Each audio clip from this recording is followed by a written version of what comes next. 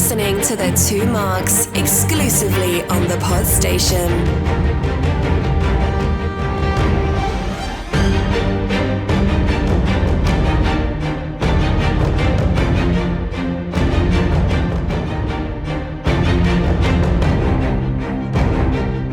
Welcome, listeners, to a new show brought to you by The Two Marks. This time we're embarking on a vicarious journey of discovery through the Marvel Cinematic Universe. Hold on to your hats as we follow one person's experiences watching all 28 movies in chronological order. This episode we're reviewing Guardians of the Galaxy Volume 2. Welcome to the Marvel Marathon and a little bit more. Let me introduce my friend and co-host, Mr. Mark Pollard Ali. Hello. Hi mate, I've got a droopy mic.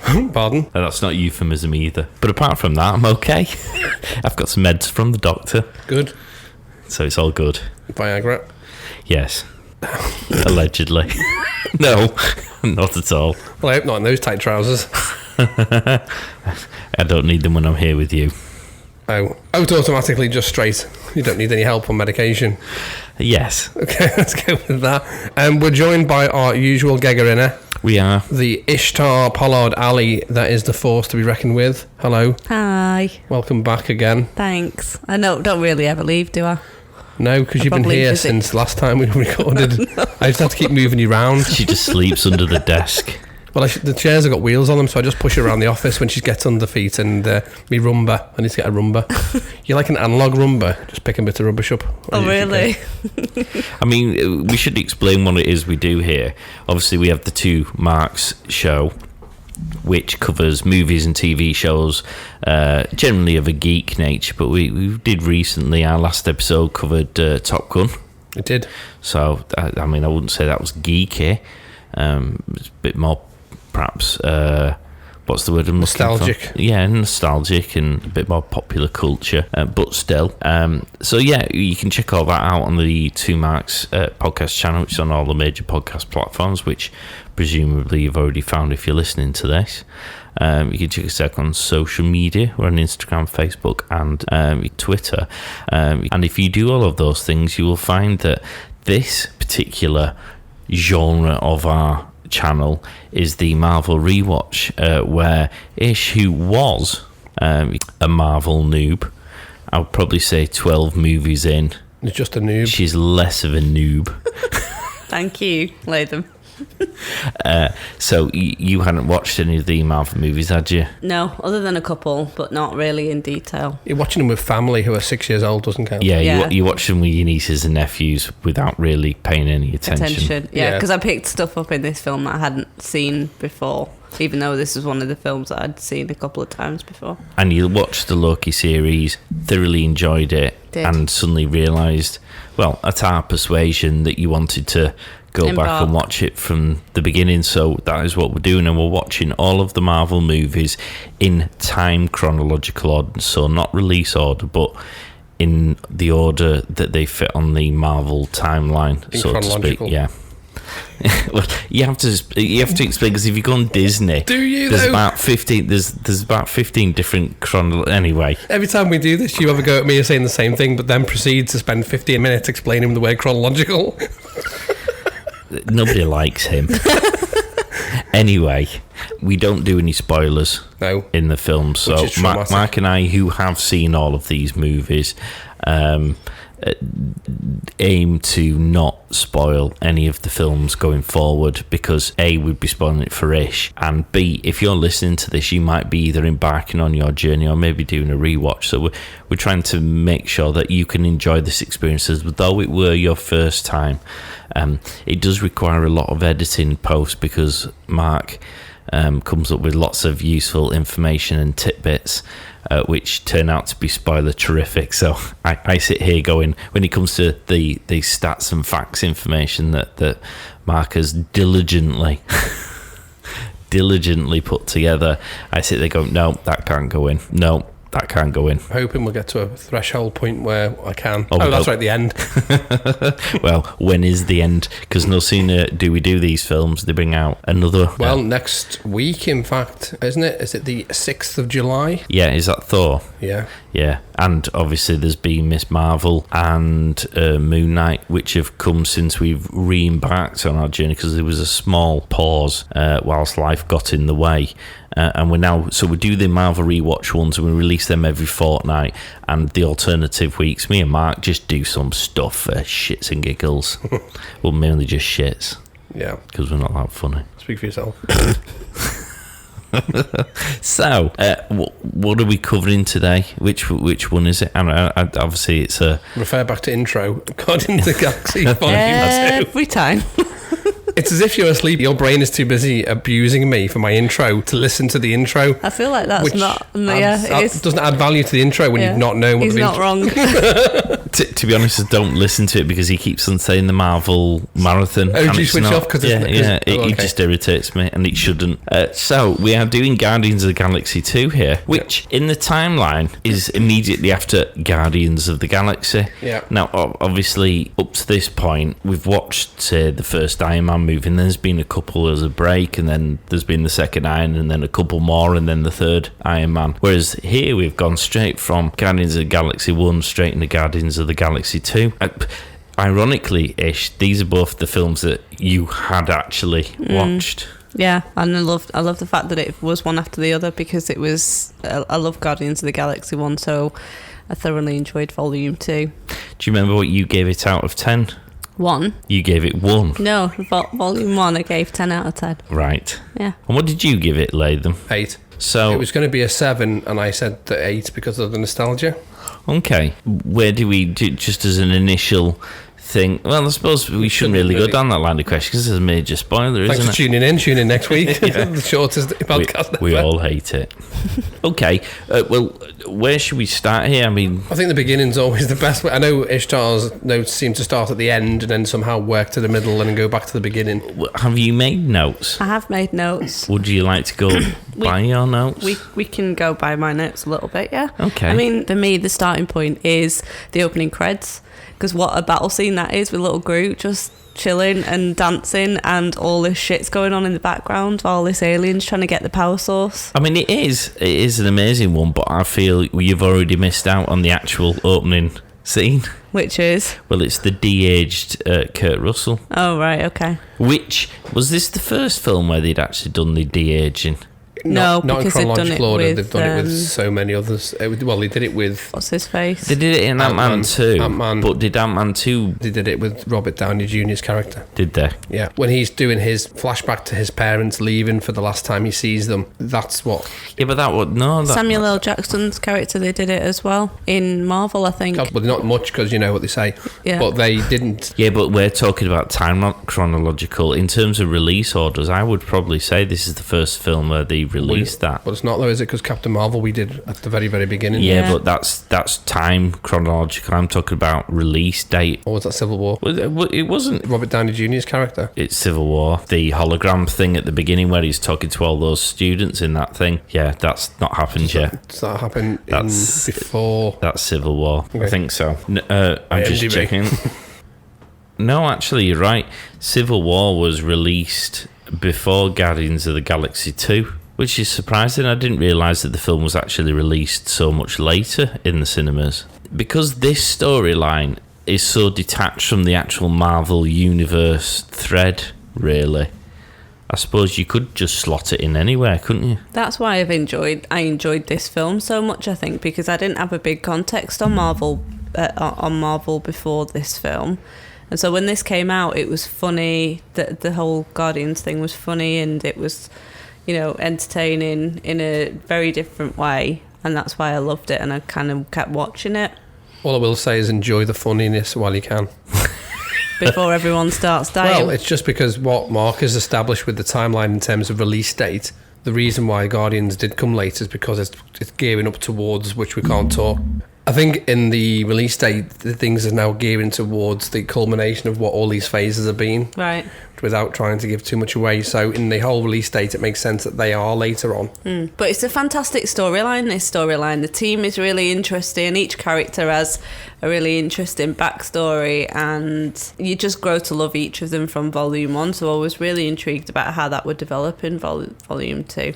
Well, as we've now established that the Kurt Russell de-aging effect is old news, nobody cares, and it's Well, let's dead go back easy. to that. We've jumped around. No. You all dismissed my suggestion that it was amazing. I mean, it did look Well, good. we didn't dismiss your idea. We just knew it wasn't new to the whole MCU, because MCU have done it pretty good.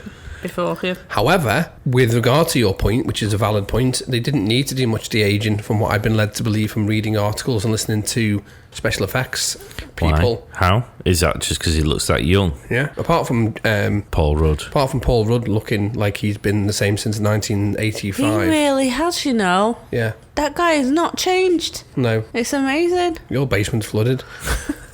But he hasn't. He hasn't got any older.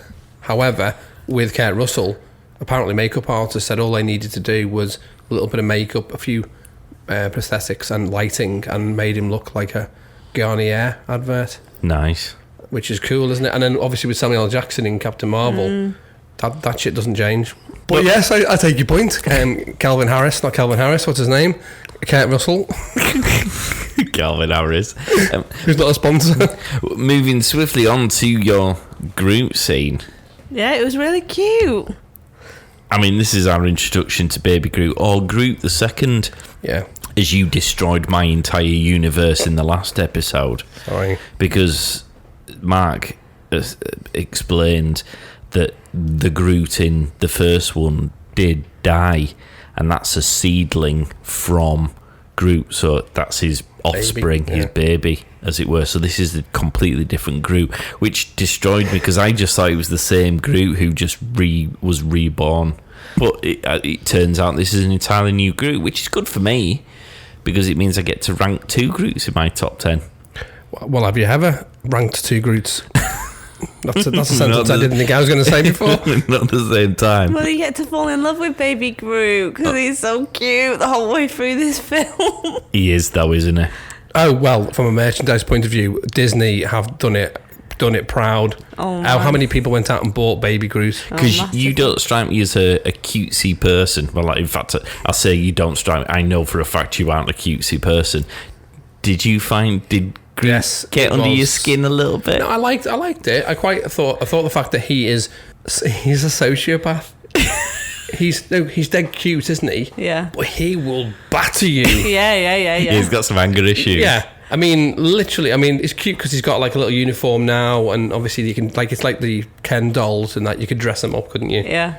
He's one of them, but he's wicked with a weapon system, isn't he? He's funny. I think you should have a little Baby Groot in your office, Latham. Is that because you want plants in my office? No, I just think it would be a cutesy thing to have. But in a way, get a plant in my office, doesn't it? Because it's a fucking tray. No. I thought you were going somewhere else when you said, I think you should have a Baby Groot. I was like, I'm not sure I can do that. No, I need someone else for that purpose. If you'd like to volunteer, it's the 2 marks of the podstation.co.uk. Yes. We're also starting a GoFundMe page. And also the competition of can you name your baby Groot? Because you wouldn't have to teach it anything, because if you can teach it to say I am Groot for the entire time of its life, Done. how good is that? Yeah. Your parenting's finished. Yep, when round here. He was incredibly cute. He was, and it's pretty amazing how they've managed to make a CGI tree one of the top favourite top favourite characters in this film, along with Rocket Raccoon, who's also CGI. Yeah. Because I know the whole cast as an ensemble is pretty powerful, isn't it? And a great collection of characters. But all the fans love Rocket Raccoon and Groot. I mean, I wonder what Vin Diesel's going to do after the Fast and the Furious franchise finishes. I mean, just to emphasise that, in my top 10 from last time, I had Rocket as number 1 and Groot as number 4. Yeah. So in the top 10 of my favourite all-time Marvel characters, 2 of them literally don't exist. There is no physical representation. You may as well have 2 ghosts in your top 10. I know. The gold people? Are they asexual? Well, they don't know. They be gay? They create them in a hub or an egg or something, don't they? Yeah, they grow them in a pot. And I've got an Easter egg about that. Do you want me to tell you? The Sovereign you're talking about. Yeah, the Sovereign. So the person you're talking about is Aisha. Yes. Which I thought was an R&B singer on Britain's Got Talent. So she was the perfect specimen that was created to be. Yes, she was. to be the perfect specimen by the Enclave. Okay. However, so there's a little bit of an allegory type thing in regards to it being a little bit biblical. So she was the first female created by the Enclave. However, they did do a second attempt because it didn't quite work out the first time. Women, and created a man who was the second attempt, technically, called Adam. All right. Yeah, which I'll expand is a upon. Post-credit thing at the end, which we'll come back to. Yeah. Well, this character, this perfect Aisha, this perfect being, definitely is up for a bit of sexy time with Mr. Quill. Would that gold rub off? Yeah. Because in James Bond, Oh my god, he'd get killed a woman. all the sheets, wouldn't it? Yeah. It'd be a nightmare. To wash. Oh Yeah. my god. Unless you got gold sheets. No, you wouldn't even go there because you'd just be like, oh man. You'd just that's make her stand up, headache. wouldn't you? No, but In then the shower. you'd be had gold all over you and it'd take forever to get No, off. don't put your hands on there. Lean against that. You'd have to put like Visqueen on the floor, wouldn't you? Or like a paddling pool. It'd be like Dexter, wouldn't it? You'd have all the things on the wall. Well, you'd invite someone back to your house and you weren't sure whether you're going to have sex or kill them. Which again, sounds like my life. If you're listening and you're out there, seek me out. At the 2 marks. I like gold as well. Gold! I can't sing very well. Do we like the remote ships? I'm glad you finished that sentence because I thought you went remote shit. And I've had a few of them in my lifetime. It's an interesting concept, isn't it? What a great warfare strategy, not to have anybody in a physical ship. Well, I mean, You're not going to lose anybody. no, it's a bit like drones, isn't it? I mean, again, here we if go. anyone wants to tune into our Top Gun episode, they'll find out that I am Droning a drone on. pilot. He drones on the entire So, time. yeah, I was very much in touch with Top Gun. And yeah, drones. It's basically, but they do it as a computer game, don't they? It looks like, I mean, if you were going to work for anybody, you'd want to work for the Sovereign, so you get to fly them things around and you just keep getting into a new ship all the time. Do you think that's what it's like working for Marvel just in the real world? Oh my Yeah. god. Or It'd be Elon amazing, Musk. wouldn't it? Or Elon Musk? Oh Yeah. yeah. I definitely. would probably enjoy working for Elon Musk. Yeah. I think he's a nice guy. If you want to go sponsor, in fact, don't sponsor the pod station. Just give us some money. Forget these. I think there's a lot of people on Twitter who probably disagree with you there. he's Oh no, actually, I think he's bought Twitter, hasn't he? yeah, he has and bought Twitter. no, it's not gone through, I don't No. think. Oh, is it not? It may or may not, depending on when you're listening to this. And for the purposes of legal things, we do not place any legal basis on anything, etc., etc.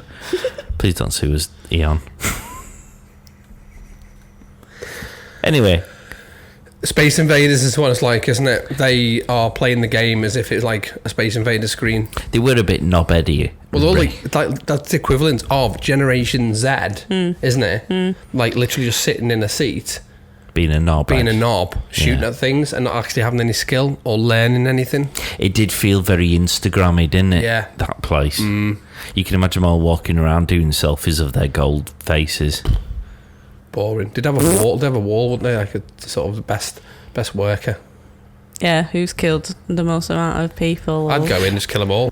Well, at least they get put into place by Rocket, who steals those batteries. Yes. I mean, I've already established that Rocket is my favourite character in the Marvel universe at this present moment in time. He's fucking brilliant, isn't he? Yeah. I mean, he didn't even need to steal him, he just stole them, cause. Well, yeah, like he did with the prosthetic leg. Yeah.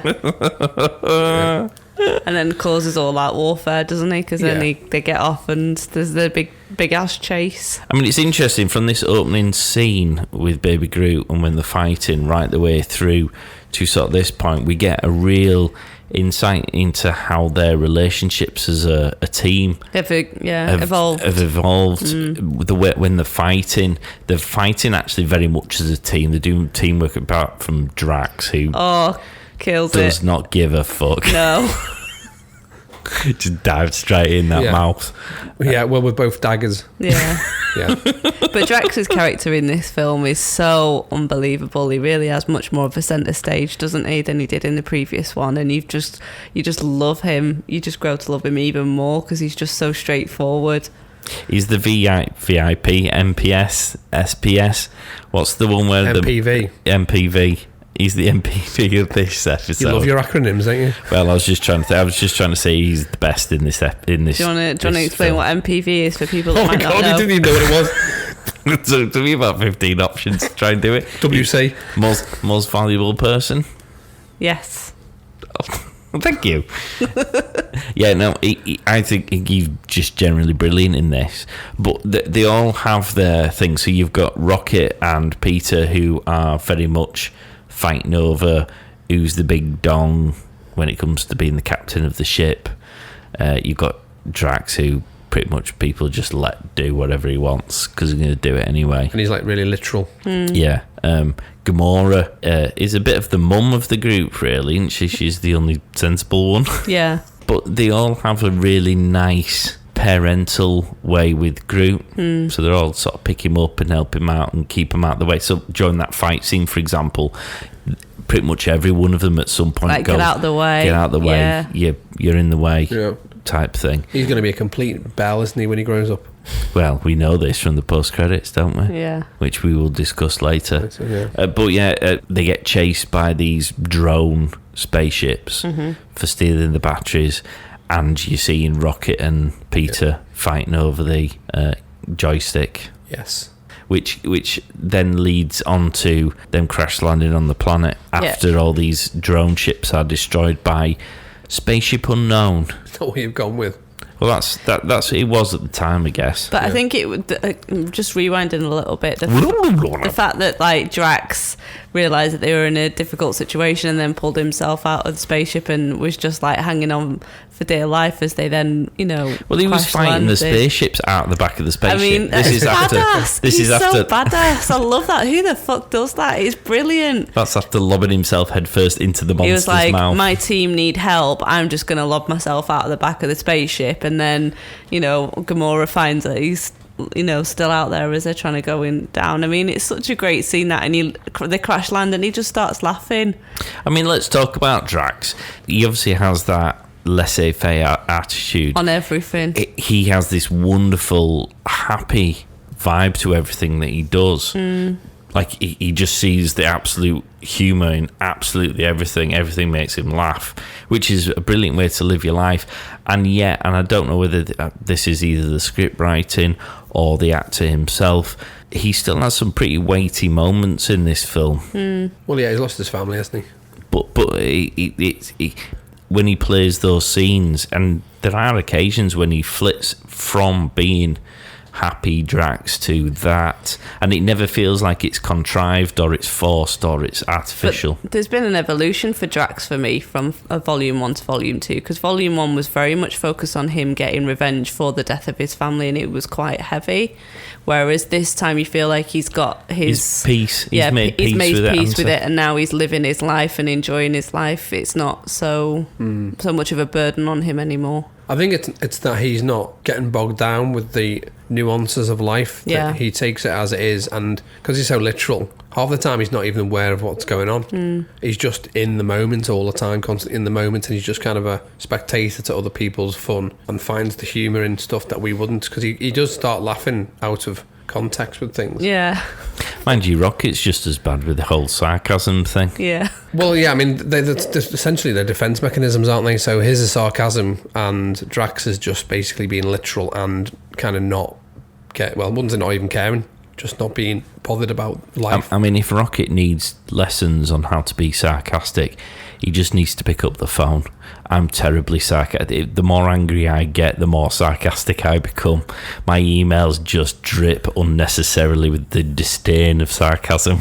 The more angrier I am, and I often have to take it all out because it's totally unnecessary and more likely to lead to much more confrontation than it needs. But it makes me feel better. That's the difference. I would just send the email. Well, you are Rocket. Zero fucks given.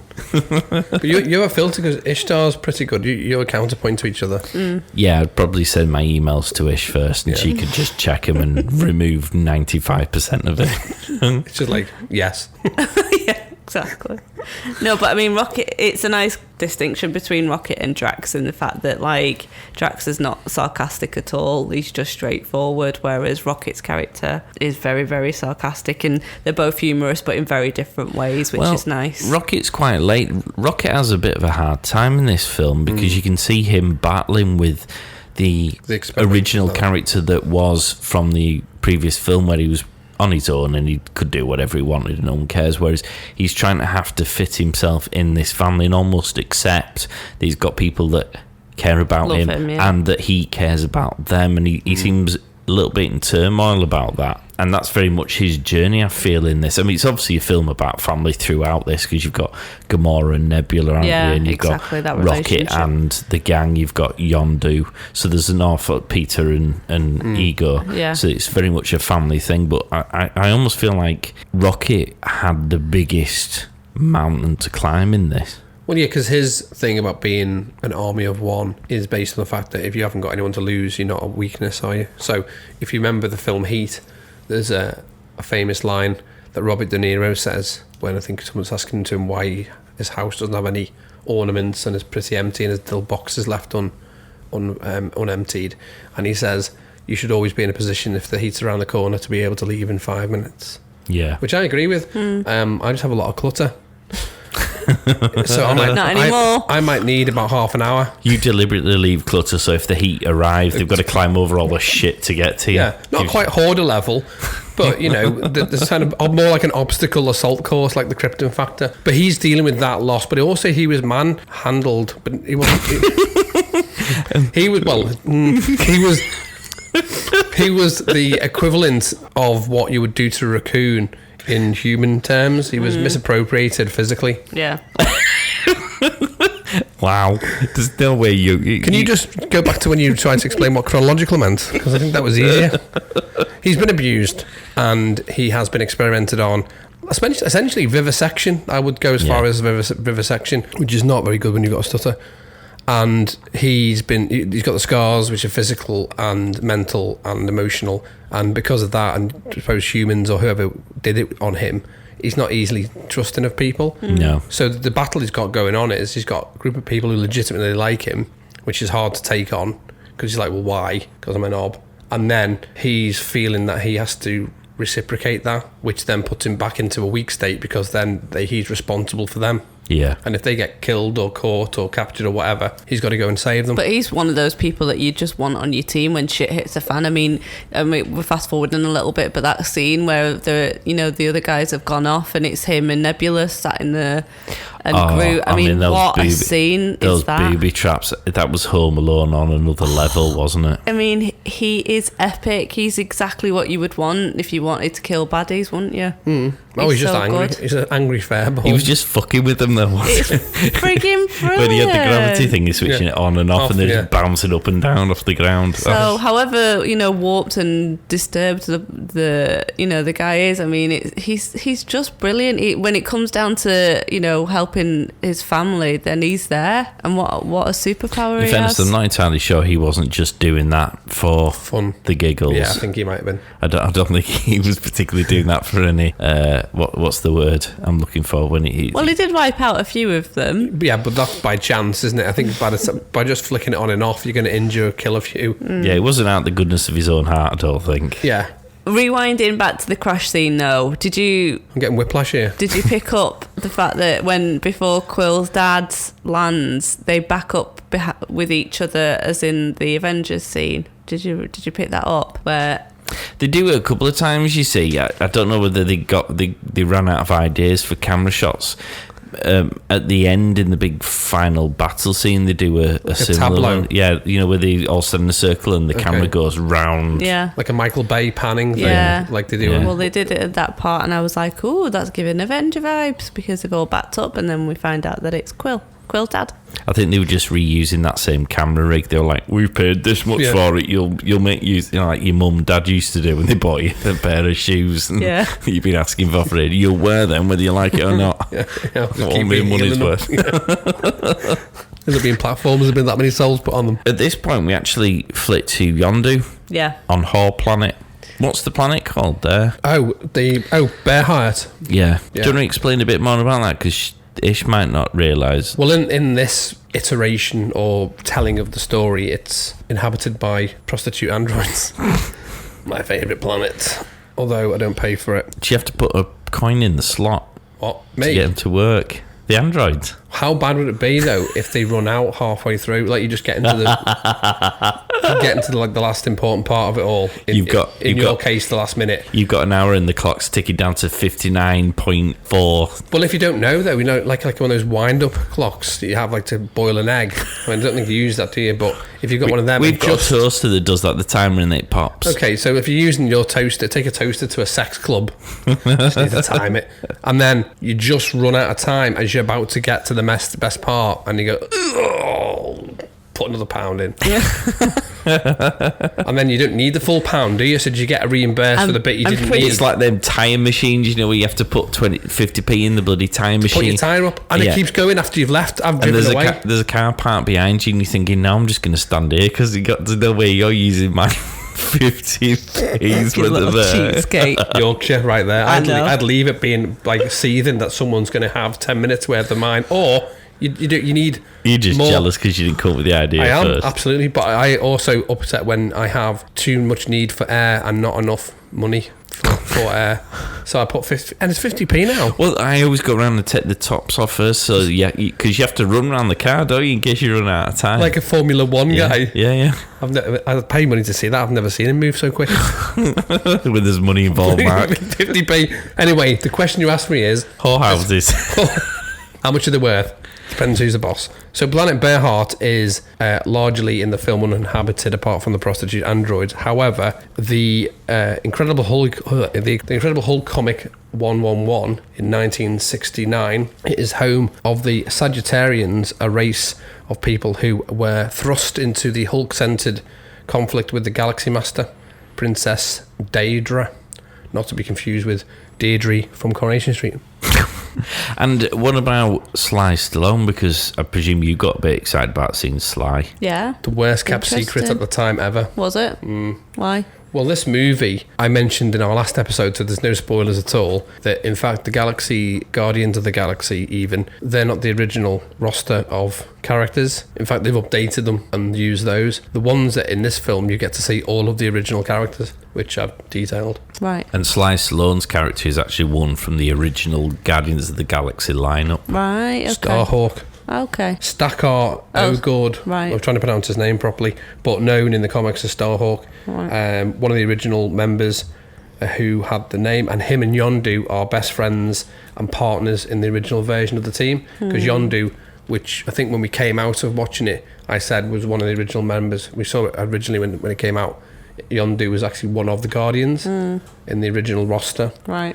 But people knew, unfortunately, somebody leaked it, I think, that Stallone was going to be in the film, and they weren't sure whether it was going to be a voice actor role or in fact a cameo, which in this particular case is technically a cameo. It's largely a cameo, isn't it? But as we go on in this episode, there's a lot of characters that were in the original Guardians of the Galaxy roster. This storyline is so sad though, isn't it, between the two of them, that you realise that Yondu's been keeping this secret because he was trying to help Quill, and he's been, ostracised by the rest of the Ravengers, sorry. Yeah, I mean, it's sad. Well, it always is when you're trading children.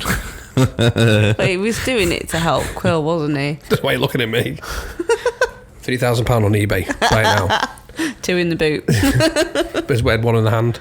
Yeah, but it's, it was a nice cameo from his side. The storyline was sad, but obviously it was a happy ending at the end, so... And you like a happy ending, don't you? But not that kind of happy ending. How was it a happy ending? He died. No, but I mean, they all came and showed... They all came and celebrated his death. Yeah, you're what Yondu now, aren't you? Yeah. So not sliced alone. No. That whole, he'd been ostracised thing was really sad. Yeah, but then he was dead, so he doesn't know that they all came out. I know, to party. but his friends did, and that was nice. That's why I'm not having a funeral. Okay. I'm just gonna have a buffet. Cool.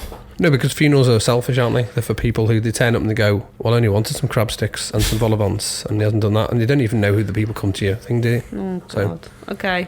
I might give my body to medical science. Good to know. Ego, we meet Ego. Well, we've already met him, but we sort of meet him, and he introduces himself to Peter as being his dad. Yes. And then promptly falls asleep on his spaceship. At which point we obviously meet Mantis, who, quite frankly, Sorry. it's all right. Fuck me. Sorry. I'm hoping you're winning that battle with your microphone. It's 15 love at the moment. Mantis is probably the character who scares me the most. The thought of her poking around in my mind frightens me slightly. Why? I don't know. Don't be saying that in front of your missus. Well, it's like... She can feel your emotion. That's interesting. What an interesting power to have. I mean, really. I suppose in fairness, if she touched me, she'd just feel anger and disdain for humanity at all times, with the occasional happiness when I'm doing something fun. If she touched me, she'd just feel damp. Of course she would. What would she feel if she touched you, love? I don't know. What do you think? Oh, you'd be all happy. She'd be like, "Oh, you're so happy." Yours would be a Drax-like response. Are you like innocently happy, or are you just dying She's always inside? happy and positive. She wakes up like that. Yeah, but She's are just you a happy, like- positive person? Are you like naturally happy, or is it because you're dead inside? Like, is this all a facade, and then really inside you're so sad? No, I think she genuinely is. Really? I think we're the broken people. Where have you lived? Have you just been on a planet? Because how is it possible you can be this happy and be your age? I don't know. Because you're 41, aren't you? What? Don't add another number. Sorry, I was doing it in 3 years. I got mixed up then. I thought you were Groot. I've had a good life. As a paper lady. Either there's no stress in interior design at all. It's like, I'll just paint that wall blue, mate. That'll be 25 grand. That is the joy of living your life to the fullest and having no regrets, Latham. Well, I have no regrets. Well, I'm just broken. Well, I'm speaking for myself, but I mean, are you broken? I'm definitely broken. Although she's fixing me. Aww. Oh. Oh my God. I just threw up in my mouth. But speaking about enjoying life to the fullest, Ego definitely certainly seems to appear. Apart from owning his own planet and basically being able to strut around as the King Dingaling, He's spammed the entire universe. He has had Basically, he's yeah. had his funky times with every motherfucker. In every way. And well, obviously Ego, if you want to delve into that, is the What to Ego? just delve into his ego. Lived on that. But he's had to have sex with these people in their indigenous forms. So if you had to have sex with like a blob, sorry if you're out there, I didn't mean to break up with you. If you've had sex with a blob, then you've got to be a blob sexy, haven't you? Like you've got to have the same sexual organs as a blob. So he would have had to change shape. So what you're seeing, I wonder which species he was when he had the best sex. because he's not human. No. So he creates what you want to see. Can I just say I was very excited when I found out that he was a Celestial, because it's the first time I was like, I not know though, what is a it? Celestial is. I know, but we were talking about sex. Hang on, yeah, right. I love that song. Salt and Pepper. Is it? It is, isn't it, from the 80s? So, right, you were asleep at the wheel on that one, because it's not the first time you've seen the Celestials. Technically, it's the third time you've seen a Celestial. Why? No, fourth time you've seen a Celestial. No, but nobody told me that there were Celestial. I told you last episode. No, for what? Episode Guardians of the Galaxy, episode 1. Who was a Celestial in that? Nowhere. The Head, when he was making jokes about Nowhere, and you were like, no, and I went, well, that's not the only time you saw a Celestial. And he was like, what do you mean? We saw an example of one when he was explaining the stones, I think. When the collector is explaining the story of the stones, you see Ishon. I know, but I suppose in Ishi's defence, that looked like a robot, whereas obviously Ego doesn't. Okay, but you've also seen the film The Eternals, haven't you? Or we're not including that? We're not including that. Yeah. Okay, so you've still seen. So they look very different, which I presume if Ego wanted to look like one of them robot things, or is that their natural form? Well, no, he's not technically a Celestial at all. Right. He's the Celestials are in the same probably level as him, as in power, but he's not the same as the Celestial you see in Ishon. Because he introduces himself as a Celestial. Yeah, and I doesn't got he? very, very excited about that, because then that obviously makes so much sense as to why Peter could hold the, what's it called? Infinity Stone. Infinity Stone and not blow up, because obviously he's part Celestial. Well, he's an immortal, but he's called himself a Celestial. He's probably on a Celestial plane, but he's not a Celestial. He's not a OG Celestial. from the comics. He's a planet. Ego. Yeah. So in the comics, the reason why they've had to do what they've done with the MCU have played around with his origin story, because in the comics you actually get a bit of an Easter egg when you land on his planet. In the comics, all he is a face on a planet. That's it. That's all he is. A massive big head. Right. He's not technically a Celestial as an OG Celestial like the ones you saw in the film we can't mention, but the one you saw. So nowhere is a proper Celestial. The Celestial which you saw in the flashback discussion with the Collector is a Celestial. He is just a immortal who's on what I would say probably tier 3 of the beings in the MCU, but they've played around with his backstory. So you say he's immortal. At the end of this film, he doesn't die then, I guess? Immortal in that he ages differently to us. Right. So the likes of Asgardians, the Olympians, they will die, but they age slower than you and I will. So you could see a Celestial who looks 50 and is probably eons old. Okay. But because from a fan base to see, it's hard to film a planet. Like, for example, you've got Galactus, which again is a planet type thing, or the Planet Eater. It's hard to show that in a film because there's nothing exciting about a face on a planet. Which is why he was killed as a result of killing the core. So he becomes a non-corporeal entity, and he creates himself in whatever you visualize. So, for example, for Peter Quill, his dad is a human. For the aliens, he's Porkin. He's a blob, or he's a spider, or oh my god, how many aliens have you seen, young confused. Man? He's confused, or he likes to. Well, maybe they just have sex like they do in Demolition Man, just hold an orb. So in the last episode, Nova Corps said that he was half human, half something else. So are we saying that Peter is half what? Immortal. Yeah. Yeah, his provenance as a Celestial in the current MCU isn't secured. To give you an idea, Thor could hold an Infinity Stone, I assume. Not sure. Oh, really? Okay. So who else would be on par with an immortal? Thanos. Then? Thanos, the Eternals, the one above all. Okay, that gives me a better idea as to how powerful he now is. If you pass me that Polly Pocket wallet there. Tier 2, who are slow aging, Eternals, Asgardians, Olympians. Tier 3 that above, which are your abstract gods who use avatars instead of them being there. Moon Knight. Is, Khonshu, Torrit, Ammit, Zeus, Mephisto, Ghost Rider, Sobek, blah, blah, blah. Then you have Tier 4, which is Celestials, Arashom, and will be below the Living Tribunal, who is Tier 5, which is the Watchers, ESO, and then they're the ones who are like abstract concept beings. So they're far, far beyond, they're like a whole space thing. And then the Tier 6, which is your main one, is the one above all. And so the Living Tribunal is Tier 5. Where did you say the Immortal sits then? The Immortals, or do you mean the Eternals? No. Well, the Immortals, who Peter are slow to age, are Tier 2. Tier 2. Yeah. So the ones who are Celestials are Tier 4. In the comics, Ego is a planet, so he's probably a bit more powerful than your Tier 1s, which are your humans, your enhanced metahumans, and your X-Men and those type of people, because they can be killed and age and all those things.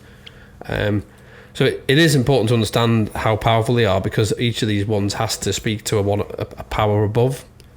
And obviously he could manifest whatever that energy was in his Cosmic hand. energy. Yeah. Which was a new thing that he didn't realise that he had. So was that as a result of being an immortal then?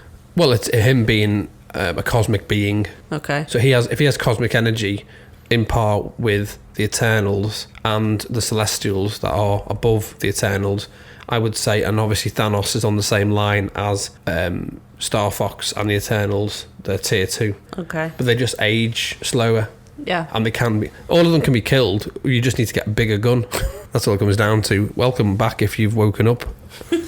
But the film doesn't do him any justice in explaining that. I thought the Ego Planet thing bit was actually a little bit boring, dare I say. Well, no, you're right, because it was the least enjoyable part of the film. Because that's the difficulty, isn't it? It's taking the core text and trying to make it interesting for fans to watch on the big screen, a big fuck-off planet with a face on it isn't the best interpretation for an MCU movie when you've seen the wonders they've done before. So they've made him the embodiment of what you visualize. So if you're human, you speak to a human. If you're an alien from Venus or whatever, he would be seen as one of those counterparts. You're rubbish at rolling out aliens and alien planets. Spiders and Venuses. Why did you feel like it was boring though? Well, the planet bit. Yeah. I didn't think it was boring. I just thought it was the least fun part of the film. Bearing in mind, at the same time as we're walking around the planet looking at all the flowers bloom and, oh, you've got powers, Peter, you've got Yondu getting overthrown by Taserface. What a scene. I mean, you can't tell me that Taserface wasn't a funnier part of the movie. It was funny. To skipping around the fields, looking at how pretty the planet was. No, but it was interesting in terms of the fact that he created all of those things, and that was what his happy place looked like. I know, obviously. But it's not his happy place. It was just him creating. Anyway, it's not Taserface, is it? No. It's exposition to explaining to non-fans and fans of how he fits into the MCU. Right. And he does say that he was created as a mind floating in space as a celestial, but I think the word celestial is more of a colloquial term to explain that he was up in the gods rather than a physical celestial. Okay. And he was formed from nothing in the stars, which is the celestial body, if you wanted to be pedantic about it. And a lot of the time, because I'll touch upon it later on, they use the word to create an understanding of a character that actually means more than just the word. And where on the scale does Taserface sit? You love Taserface, don't you? Well, everyone loves Taserface. Why do you love Taserface? Because he's funny. Because he just tasered people? He was just funny. It's the way that he was so proud of the fact that he called himself Taserface, and everybody thought it was so funny and hilarious that he did. I mean, it was quite brutal, was the whole killing of the crew.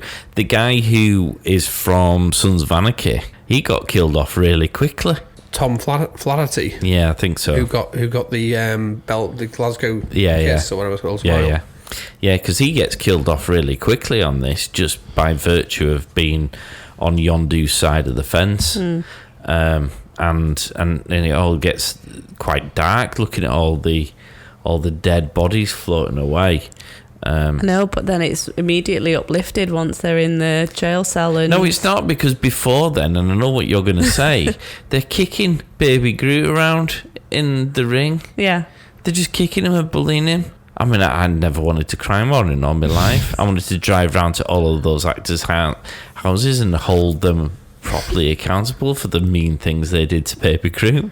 Obviously, it was sad with Baby Groot, but yes, probably the funniest scene in this film is sending Groot to go get whatever it was. The helmet thing, yeah. Oh my God, the lols in that. Doesn't he steal the eye? He steals everything. Absolutely everything but what he needs to steal. And once again, Rocket's like, no, just leave that. I'll keep that. And the fact that like Marvel took the time to give that scene like the 5 minutes or the 4 minutes that it was absolutely brilliant, because it was comedy gold, wasn't it? I mean, I've always been I love that scene, but it ultimately accumulates in Yondu getting the new head thing. I mean, Yondu is a nicely powered person. I mean, we established in the last episode I can't whistle for shit. But I mean, you didn't try though, did you? Well, I couldn't, because every time you asked me to do it, I started smiling, which is impossible to whistle. It's like blowing a raspberry if he does it when he's smiling. But I mean, he goes proper badass in this. Well, he gets his proper look again from the comics. He has a massive, big, huge mohawk. All they've done is return him, and that's thanks to James Gunn. This is a classic example of a fan of a film franchise that likes to draw upon the original core text. Why didn't it have that to begin with then? Well, I suppose because it's part of his character, isn't it? He wouldn't have had anywhere to go if he had the super quiff or whatever you want to call it. But that was when it lit up. That was what was powering his flute thing, his whistly arrow. I mean, he did some damage with that. Yeah, but they totally deserved it, so it was a great scene. Yeah. Bit brutal. No, not at all. But his fin in the comics, his fin's like pretty exaggerated, but like a rhino. Right. But I imagine probably from perspective of overpowering, you don't like overpowered superheroes, do you? So for him, first of all, they've redone the story where he's not one of the Guardians, he's a Ravager, and his arc is where he's sacrificed himself for the greater good, giving him a redemption story, and then they've honoured that by giving him his comic book Finn, which was a nice fitting end to his character, which is sad, but it kind of then reinforces the fact that Marvel aren't afraid to kill off characters. No. The hyper jump that they did was another.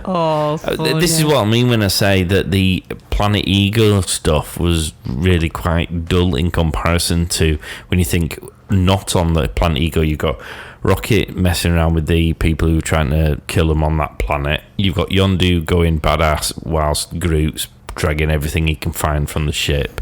You've got the hyperspace where they were warping in and out of things, and all of that's happening off the Planet Ego. So I was almost feeling sad that you kept on flitting back to this less interesting part of the story where Peter's getting all in touch with his dad, and Nebula and Gamora getting better. Well, it had to give him the storyline of where he'd created the opportunity for his big plan. Yeah. That essentially he'd seeded the universe. Oh, where do you sit? You mentioned Gamora and Nebula. Where do you sit on Nebula? And I suppose Gamora to a degree, because neither of them play a massive part in these films.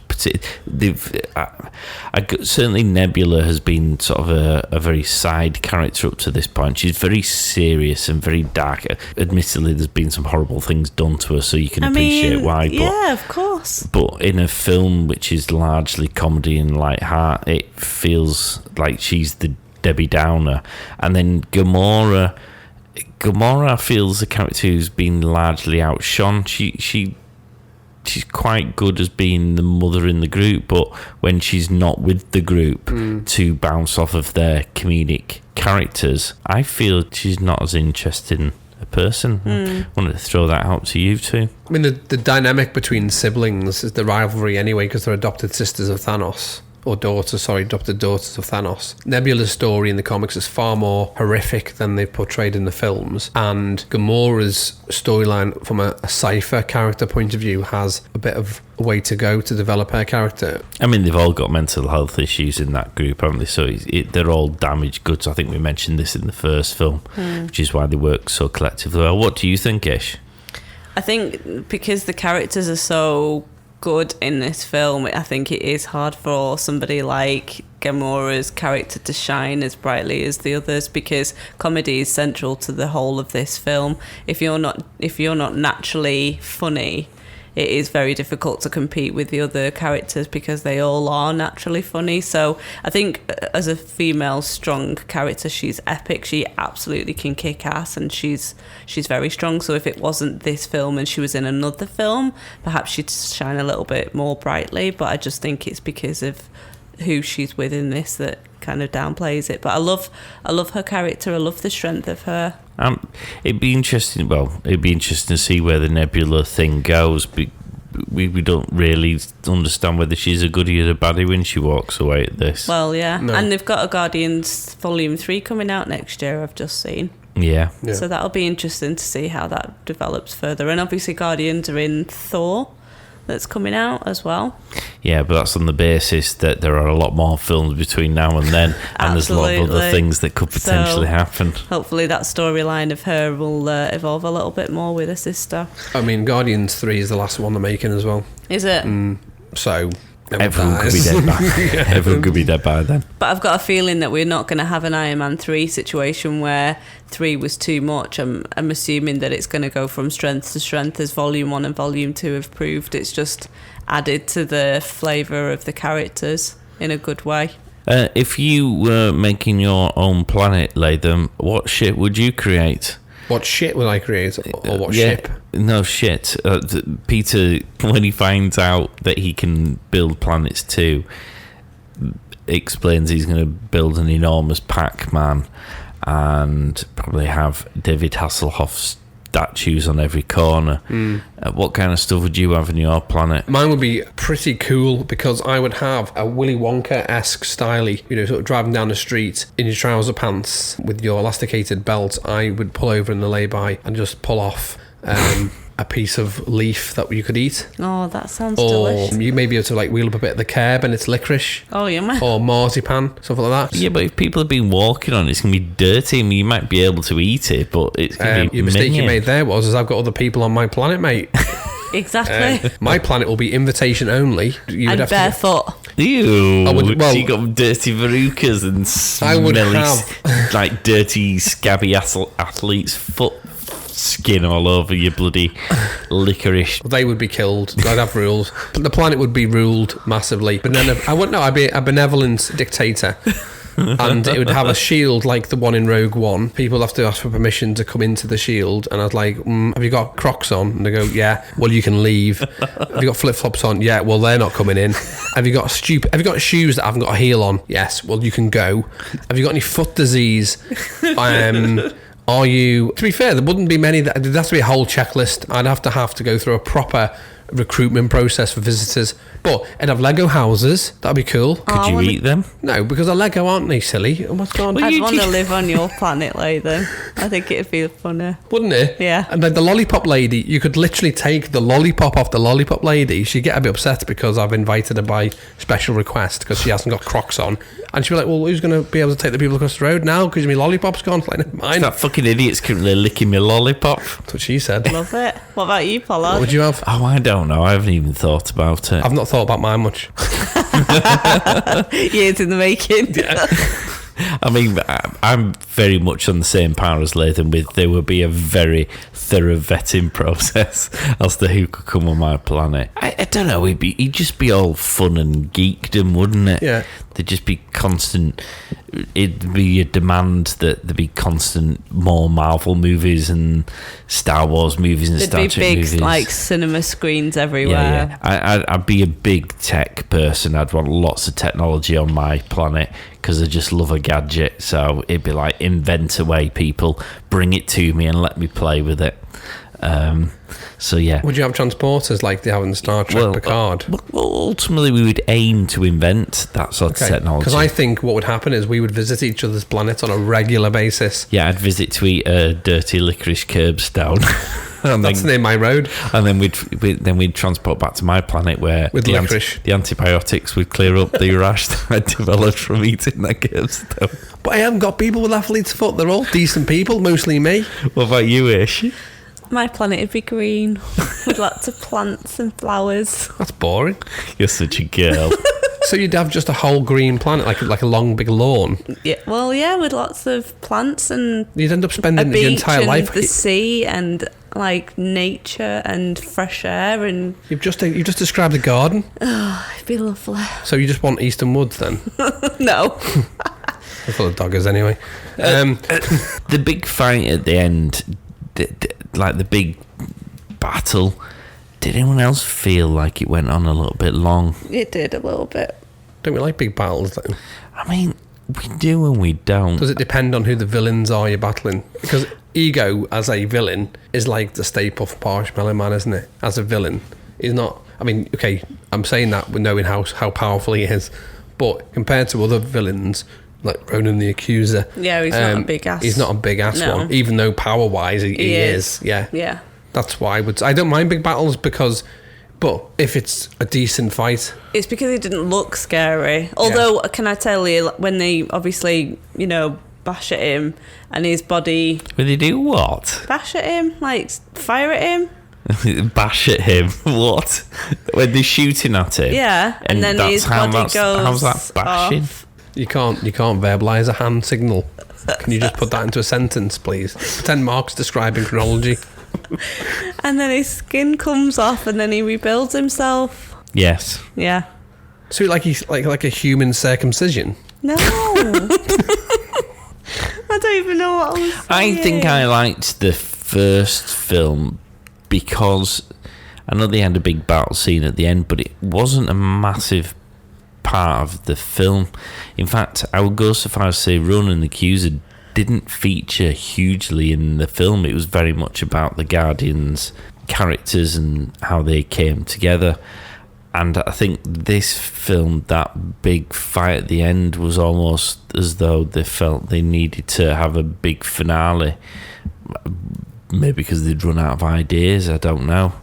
It felt like once it had a fight, there was then another fight, and then there was another fight because the bugger kept on coming back. It was like them ants' nests you find where you think you've got them all and they keep coming. I think, well, this one's a more powerful villain, isn't it? And also we've established, as you mentioned before, Ish, that he's a hybrid of human DNA and cosmic DNA. Yeah, it shows at the end how he basically conjures up what is inside of him.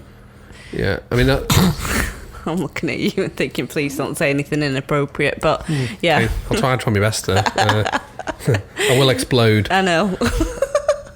In my trousers.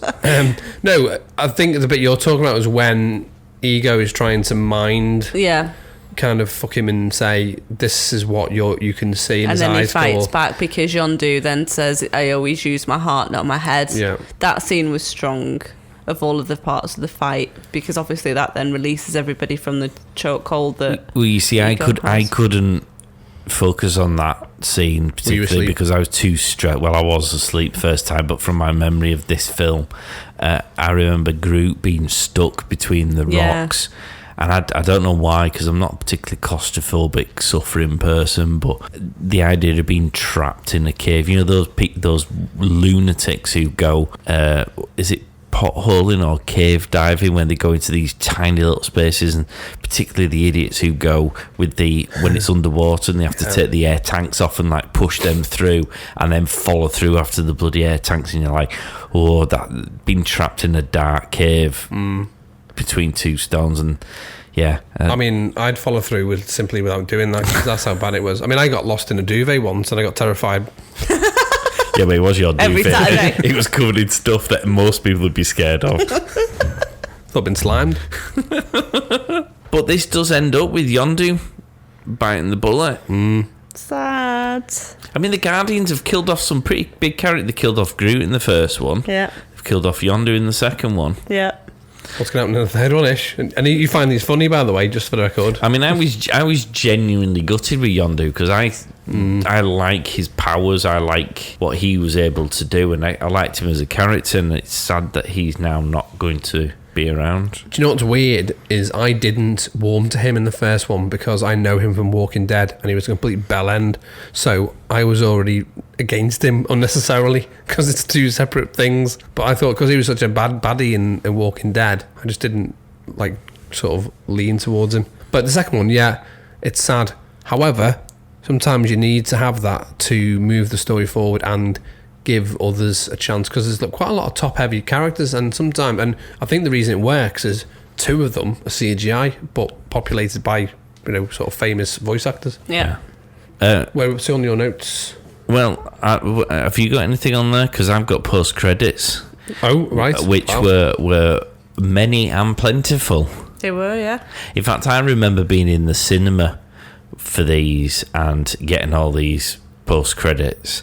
I'm sure he was with you. He was, yeah. And it was like bang, another one, bang, another one. They don't generally mean a huge amount. I mean, there is one arguably, which you'll probably touch upon, which does have, but they're all sort of tongue-in-cheek funny. So you've got, let me refer to my pre-sleep notes.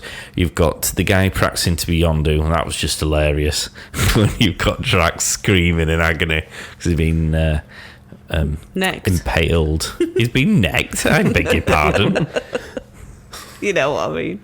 Well, you know what I mean. You've got the old Avengers gang, which you've already touched upon. We've got Adam, which I'll leave for you to explain later. You've got teenage Groot, not as cute as baby Groot. No, the evolution. Little bastard. Oh yeah. Of being the only child. With untidy rooms and bad language. That was very interesting, yeah. Bad attitude. And then you've got Stan Lee with the Watchers.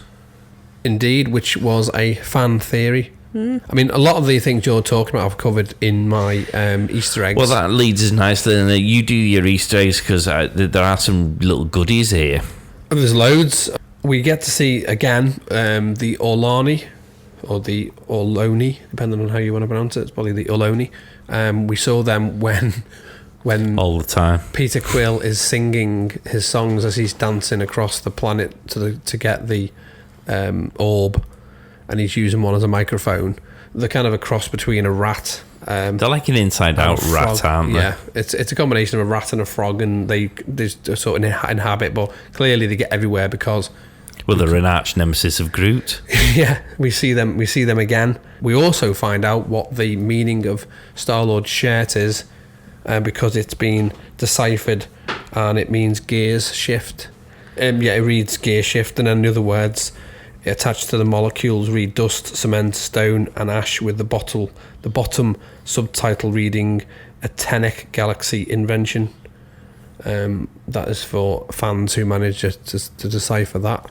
The planet Contraxia is mentioned, which is again not the same as in the comic, but was the homeworld of Marie, and she was the mother of Marvel comic hero Jack of Hearts, and the Contractions searched for a solution to help prevent their son from dying, and unfortunately sent a scientist who came up with a possible free energy solution which was called Zero Fluid, sent her to Earth in a human form, and she married the scientist who came up with the technology. She was killed in an accident, and leaving their son Jack of Heart to be doused in his father's chemicals that was created by the accident. And so he smelled like Jack of Fart. Boom. That's why we keep him on. And that was his power of energy manipulation. So that's the connect to the planet Contraxia. We've already mentioned Tulk, who was the guy from Sons of Anarchy, Tommy Flanagan, and we get to see Howard the Duck, who's back again. God knows why, but he's just a cameo. Stallone was mentioned as Starhawk. Again, going through some of the other original characters from the Guardians roster.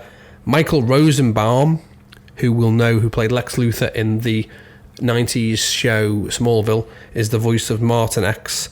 He was a descendant of human ancestors on the planet Pluto, but his crystalline skin gave him the ability to project hot and cold from each hand. And the Pluvians, they were wiped out, leaving him as the sole survivor, and he teamed up with the Guardians of the Galaxy in the comics.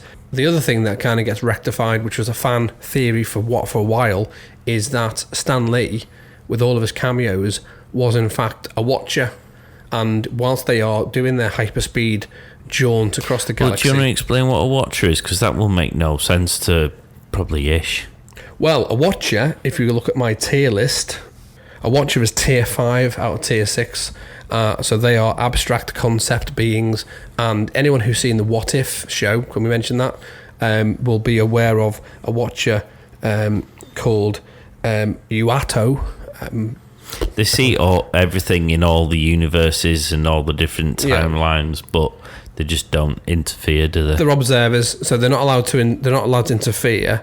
A bit like the Eternals, but they are above the Eternals. So they in the celestial hierarchy make sure that people don't move outside of wherever they're supposed to be. But Uato is one of the main ones, and it was suggested that possibly Stan Lee was in fact Uato. It's never been confirmed of that, but their hyperspeed jaunt does prove that he is in fact a Watcher, which is why he could have all those cameos and be omnipresent, which I thought was quite cool.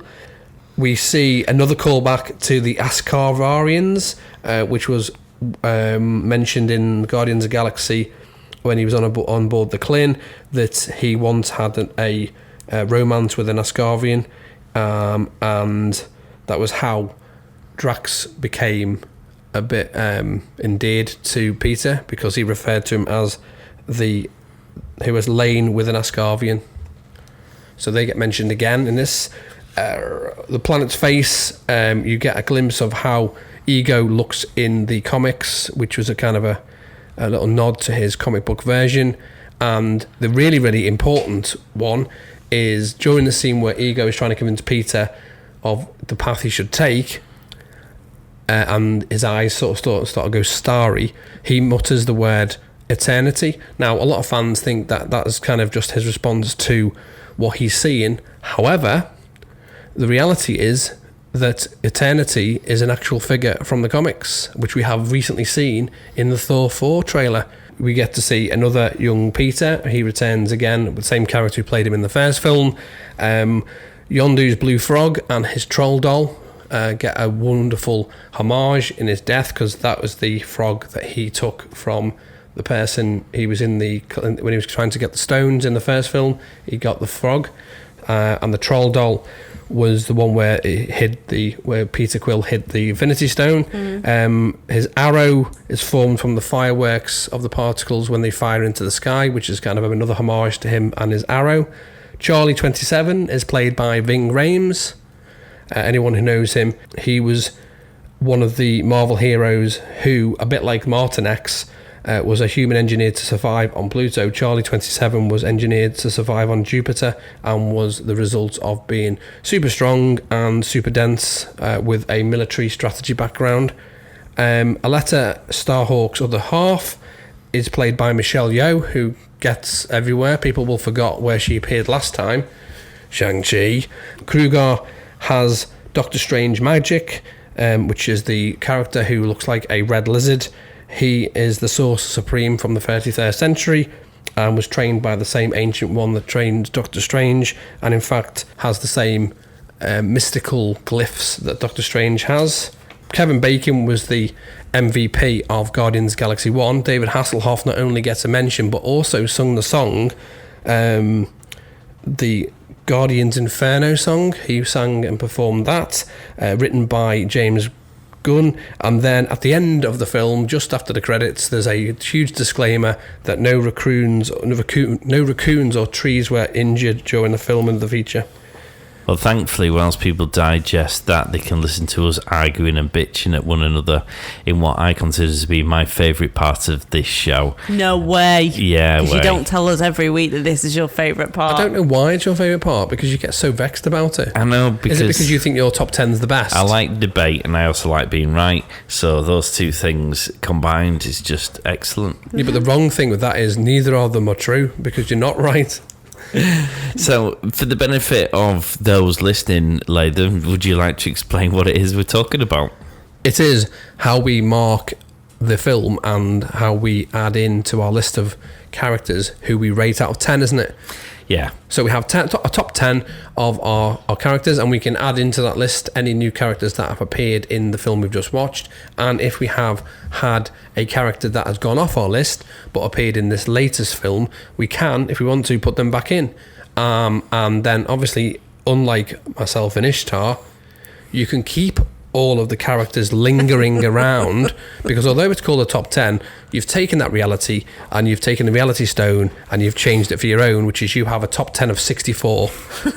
And then you get upset by the fact that my top 10 is fucking great.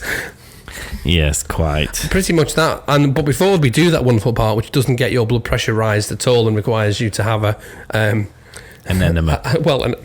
Don't know about that. That was a request. I lie down in a darkened room with a flannel on your face. We score our film on what we thought the film got out of 10. We do indeed. Who wants to go first this time? Because I went first last time. Did you? I did. Yeah. Well, I think Ishtar. I think Ishtar should go.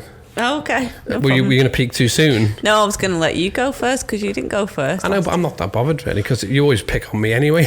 He always likes to listen to what we say and go the opposite. Whatever. No, you've got me confused with Ishtar now. She's literally has the fluxation. Yeah, she's wearing flip-flops and she flip-flops. It's sunny outside. Not in my life. Ever.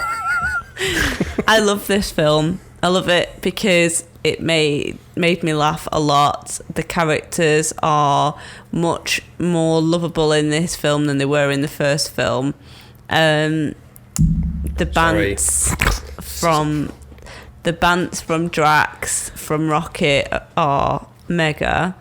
The only thing that let it down for me was the baddie wasn't a big bad as it was in the first one. I think the fact that we had Thanos and Ronan in the first one probably pipped it slightly. You say we had Thanos, he was in for like a minuscule amount of time. He wasn't in it for a minuscule amount. It was the fact that we saw how big the universe was and how much shit there is to come. So I feel like that was the only thing that was probably missing from this film than the other one. So on that basis, drum roll, I'm giving it a 9 out of 10 and it's going number 2 in my list. Oh wow. So you want to read out your list as is now then? So my list was Guardians 1, 10 out of 10, Avengers Assemble 9 out of 10, Iron Man 1, 9 out of 10, Iron Man 2, 8 out of 10, Thor 7 out of 10, Captain America First Avenger 7 out of 10, Captain America Winter Soldier 7 out of 10, Iron Man 3 6 out of 10, Thor Dark World 6 out of 10, Captain Marvel 6 out of 10, and Hulk 1 out of 10. So now Guardians is obviously number 2 in my list and everything else gets pushed down. So my top 10 finishes at Thor Dark World. So you have Guardians 1 and 2 are your literal 1 and 2? Yeah. Okay. Yeah. Latham? Oh, I thought you should go next. Oh, but do you? Well, I think you should go next, but whether you want to is entirely up to you. My existing list at the minute is Avengers Assemble 10 out of 10 as my top film. Number 2 was Guardians of the Galaxy 1, 10 out of 10. Number 3 was Iron Man, 9 out of 10. Then Captain America Winter Soldier, 9 out of 10. Captain America First Avenger was 8 out of 10. 6th was Thor, 8 out of 10. Then Iron Man 3, 8 out of 10. Iron Man 2 out of 10, 8 out of 10. And Captain Marvel, 7 out of 10, with Thor the Dark World on 6. And Hulk as my bottom one, 4 out of 10. I am going to put Guardians of the Galaxy 2 in at 7. I'm going to give it 8 out of 10. Wow. But it's going below Captain America First Avenger and below the first Thor movie.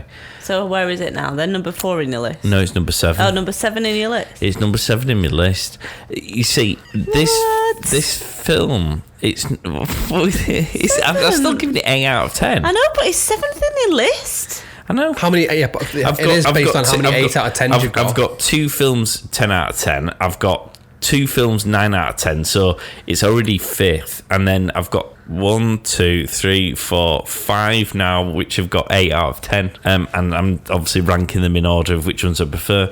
Guardians of the Galaxy 2 is a good film. There are lots of funny things that we've discussed throughout, like the Rocket and Drax, Groot, Yondu. All those things are really, really funny, but I did find the Ego Planet thing and the Ego fighting battle thing, the turn off of this film, I found it a little bit boring. It wasn't as good. It lost the momentum that was created by the other stuff. You're going to mark it down from that. I mean, bearing in mind it's still getting 8 out of 10. This isn't. I'm not banging on this movie.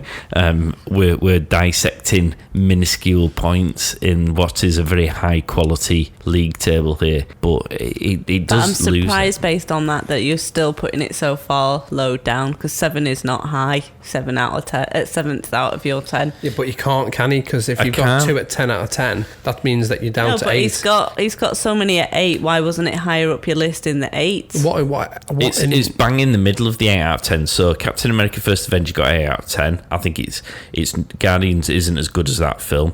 Thor 1, 8 out of 10. I don't think it's as good as that one. I think some of the characters are good enough, but I think the film as a whole, I thought it's better than Iron Man 3 and better than Iron Man 2, which I also gave out of 10. Okay. So, there you go. Go on, Latham. Do you want me to read my 10 out? Yes. Sorry, let's have the Please list. do. So my current top 10 is out number 1 is Avengers. Lucky looks surprised he's reading his list. He's surprised by the shitness of his own list already. Unbelievable. At number 1 is Avengers Assemble at 9 out of 10. And number 2 is Iron Man with 9 out of 10. Number 3, Captain America Winter Soldier, 8 out of 10. Iron Man 3, 8 out of 10.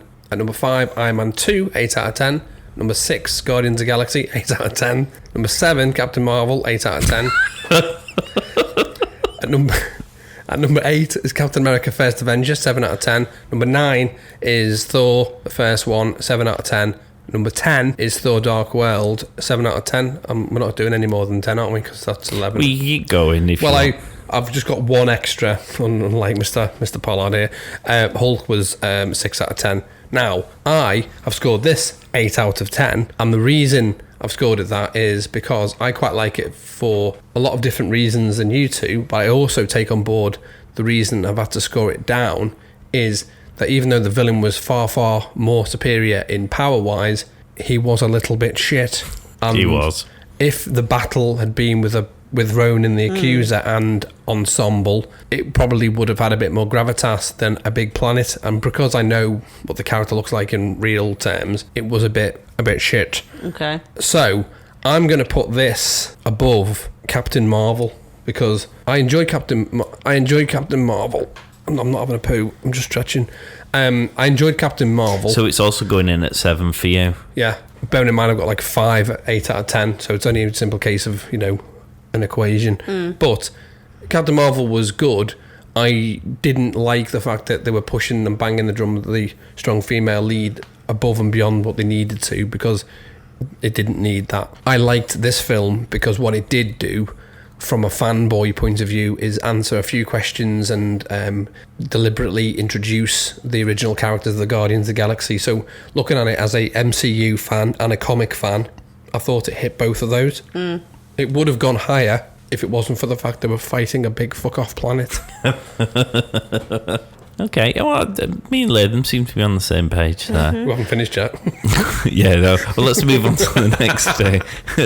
Let's get rid of all that good blood, dilute it.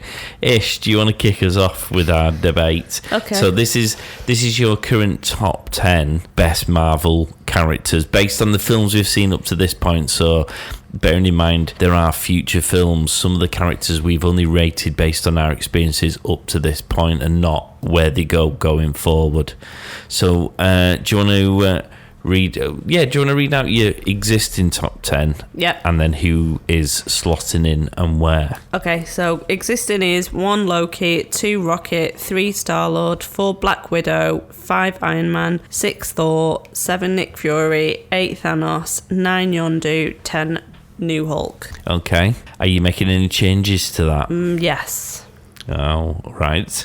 So, Loki is being moved down. Wow. What happened there? He wasn't cheeky enough. No, someone else has got the cheek. Rocket is going in at number 1. Oh, you're such a copycat. She just copied me. Get your own ideas, you. Shut up. No, I didn't copy you. You totally did. I picked Rocket as my number 1 last week. Yeah, well, Rocket was in my number 2 last week, but I think he's just excelled himself in this movie, so he absolutely has to go into number 1. What kind of gave him that edge above Loki? Honestly, the scene where he's fucking with Yondu's army, it was absolutely hilarious for me, and he's just stayed consistently good all the way through this for me. So I love Rocket. Number 2, Drax is coming in. Okay. Drax was not in my list last week, but he absolutely stood out for me in this movie. So he's coming in at 2. That pushes Loki down to number 3. Wow. Okay. Which, that's fine, because we know that we're going to see more of Loki. So if he continues to be a strong character, he'll go back up. Do we? Number 4 is Groot. Yep. Because it was just brilliant. Hang on. You're going to have to tell us which Groot. Because we've established his Baby Groot. Okay. Baby Groot. Star-Lord's therefore coming in at number 5. Iron Man number 6. Black Widow number 7. Thor is at 8. Nick Fury is at 9. And Thanos is at 10. That is my new list. I mean, you just literally copied what I did last week. No, I didn't. No. I went in big last week with the Guardians lot, which I would genuinely stress. When I sat down to begin the recording of the last episode, I had no inclinations that I was going to do that. Okay. I genuinely didn't realise that I was going to give it 10 out of 10 as a movie. It was while we sat discussing the film, I realised that actually it was just amazing. But this film has made me realise how much I love humour in the Marvel Universe films, because I think that that's going a long way for me at this point. It was all about the baddies at the beginning, but where we have baddies versus humour definitely works better. Yeah. In my ranking. So there you go. Right. Do you want to go next or shall I? Oh, no, you go next. All right. So my existing list, before I mess around with it, is number 1 was Rocket, the original person to pick Rocket as number 1, I hasten to add. Number 2 was Star-Lord. Number 3 was Drax. Number 4 was Groot 1, the original. Number 5 was Captain America. Number 6 was Iron Man. Number 7 was Black Widow. Number 8 was Loki. Number 9 was Thor. And number 10 was Yondu. So there were, admittedly, quite a lot of Guardians who leapt into that table. I am going to make a change to my list. Okay. I'm going to bump up Drax to number 2. Yeah. Because, as I said at the outset of this episode, he was the MVP of this film and has to be recognised. Given he was already sitting third in my list, bumping him up to second wasn't a big deal, unlike some people who didn't have him in their list at all before we started. He came into his own in this film. He was brilliant in the first film. I think he was much better in this film, though. Whatevs. And I'm going to put Baby Groot in at number 3, because how could Baby Groot not go in? I think, apart from the fact he's cute, I just love the fact that he's just an angry little fucker. In every capacity and every way, which sadly means that Yondu drops into 11. Yeah. Oh, no. And I really thought, because of course this is the last chance for me to get Yondu into my top 10, I genuinely did ponder whether or not I wanted to bump him in, but the reality is I know that he'll probably slip back out of it again in the future, because there are characters I think are better than Yondu, and I'd only be doing it for the sake of how good he was in this film, not how good he is in the general scheme. So I've left him where he is in 11th. Yeah. And it's a very well-deserved 11th. Mm-hmm. But it's only 10 out of 10, isn't it? So what's your 10 look like now, then? So my top 10 now is... So are you taking notes so you can copy it for the next Shut show? up. Number 1, Rocket. Number 2, Drax. Number 3, Baby Groot. Number 4, Star-Lord. Number 5, Original Groot. Number 6, Captain America. Number 7, Iron Man. Number 8, Black Widow. Number 9, Loki. Number 10, Thor. Do you know how similar our lists are now? Yeah, I know, but I feel the reality is that that's the last Guardians film we've seen, and whilst they will appear in future films, I think this was, for me, probably the last chance for some of them to make a pitch for that top 10 spot. Whether they remain until there, we get to 2023.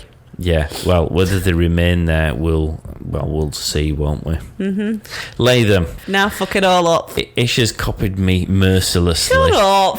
It's now your turn to upset me mercilessly. So, listeners, the exciting part of this thing that I like, and I know you two do too, my list of 10 is number 1, Iron Man, of course. Number 2, Bucky Barnes / Winter Soldier, of course. Number 3, Loki. Number 4, Talos. Number 5, Red Skull. Number 6, Aldrich Killian. Number 7, Star-Lord. Number 8, Trevor Slattery. Number 9, Captain America. Number 10, Ronan the Accuser. You don't need me to go on, do you? No. So I'm not going to add any to that list. Really? Yeah, I'm very happy with that list. So no Rocket, no Drax. No, I mean, I like Baby Groot. No Yondu. Well, I like Baby Groot, who's is the equivalent of a small child with ADHD. I'm happy to be grateful for that character, but not enough to be in my top 10. Very interesting. I don't need Drax. I mean, Drax and all the others bring a lot of sorrow to my team. I think those guys don't need to be distracted from being villainous by people going, I've been a bit upset with my family. But I feel like you put Talos in because Talos was the lols, so it makes me surprised that Drax isn't in because he was giving the lols. Yeah, but Talos can shapeshift and have lols, so you can have a laugh. So I could have him 10 into Drax and still give me the lols. You see what I've done there? Okay. Good defence, Your Honour. But yeah, I'm not going to add anything to that in the interest of, a great list. I mean, on the basis Latham's done nothing to his list, I should mention that I put Mantis in at 17. I put Gamora and Nebula in at 27 and 28 respectively, and I put Ego in at 34. Do you just keep putting them all in? I don't know. I feel. So like the latest on Pollard's list is that we're now up to 46, Latham. Of the top 10. Yeah. Well, yeah, no, but I'm only discussing the top top 10 on here, but I'm actually keeping a rank for my own benefit. Of which we are on 8. You are on 18 in total, and I'm on 19 in total. Okay, so we're more in sync than the entire MCU. Which, I mean, are you hoping at some point they're going to get called upon to be back into, like, enlisted back into the top 10? I mean, the interesting thing about Mantis, in fact, from the comics, she was actually at the wedding of Wanda Maximoff and Vision. Oh, right. No way. Just, interesting. I think, if my memory serves. However, I could have included Mantis because it's a good character, but has no value to me in a fight. And you should stress that that's the basis of your list, isn't it? You've gone for bad people who win in a fight, like Trevor Slattery. Oh my God! But he's the Mandarin who runs a massive. He runs a massive organization. People don't know he's not the Mandarin. He runs a massive organization. He's an actor, by the way. Runs a massive international group of terrorists. Or does he? He's the figurehead. I'm looking big picture. Well, we said that it was Aldrich Killian in the last one, anyway. I mean, you've got 12 crossbones. He doesn't even have any superpowers. He's just a very angry, well-trained, military-minded man. Which is no good against a superhero. It's not, but if I've got a lot of people... So if I've got the whole of the 10 Rings organisation because I've got the Mandarin in my list, you're all goosed, aren't you? Let's be honest. And at 18, you've got Happy Hogan. Where does he fit into this criteria? I would be sending him to get some food. Is he the gopher? He is. Make sure everyone had their nameplates on. Yeah, I'd be like, right, he needs a nameplate because he's a shoplifter. He's a shapeshifter, and you won't know who he is. Yeah. And he needs a nameplate. It's very meticulous, that list. I'd like to do a top trumps on it. Your list, you've just not left anything on the table with your 64 characters. Well, no, I have, because I'm sticking to the top 10, and it's very difficult trying to decide who goes in that top 10. You've got 64 characters. How many's in a tweet? 180. And it's going to get a lot more difficult as well. The next film we've got on our list, I think, is Age of Ultron. Yes, that's what's on our schedule. Well, the interesting thing there is you two, your lists are going to be massively saturated, or should I say diluted. Well, diluted. We've got more people to meet, haven't we, in the second Avengers film? Yep. Have you seen? Well, you haven't, have you?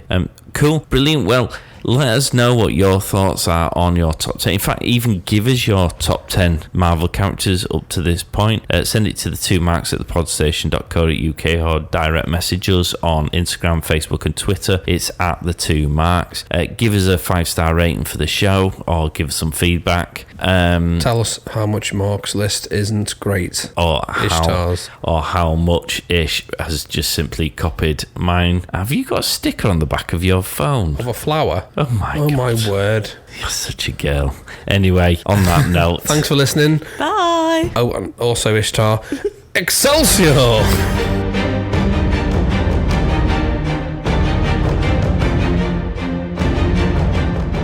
Get social at the 2 Marks on Facebook, Twitter and Instagram. Also check them out on YouTube.